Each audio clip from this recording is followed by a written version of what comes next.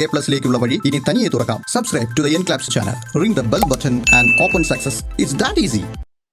Hello, welcome you to the wonderful world of history. Today, we are going to discuss about the post-independent flow of refugees and unification of princely states.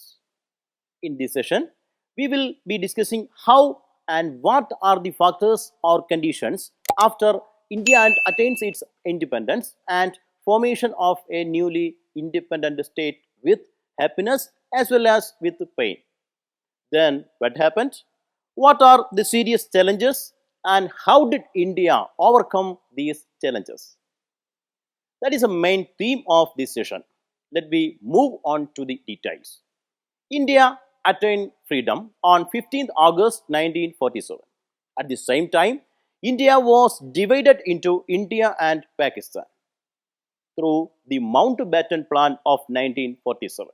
So, India and Pakistan are the newly emerged countries now which are independent from British colonial rule. The flow of refugees was a major challenge that the post-independent India had to face. This picture shows the miseries of refugee people who were traveling with their families and belongings seeking shelters. It was a common sight in India during the time of partition. And during that time, there was an influx of refugees from India to Pakistan and vice versa. With the division, nearly 10 million refugees came to our country because as the division has happened, most of the Muslims are forced to leave our country and go to Pakistan. In similar way, that is in Pakistan, most of the Hindus are forced to migrate to India. Along with the problem of refugees, also communal riots broke out in various places like Kolkata, Bihar, Delhi, Naukhali, Punjab and Kashmir witnessed bloody riots. Thousands of people were killed and women were attacked during these riots. As a result, different sectors of people lost their belongings and became refugees. However, these problems were solved through the rehabilitation effort and affirmative actions by the government of India under Jawaharlal Nehru. Post-independent India faced another major problem. That problem was the unification of Indian princely states. At that time, India is not unified as it is today. In India, we have at the time nearly about 600 princely states. These princely states are also independent states.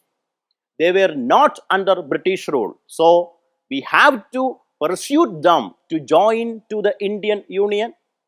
The integration of these princely states was a really Herculean task, and Sardar Vallabhbhai Patel, the Iron Man of India, was the Union Minister entrusted with this mission. He appointed a Malayali, V.P. Menon, a Keralite, as the Secretary of the Department of State.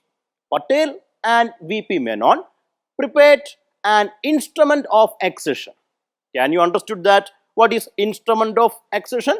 It is a legal agreement prepared for the princely states to join in the Indian Union.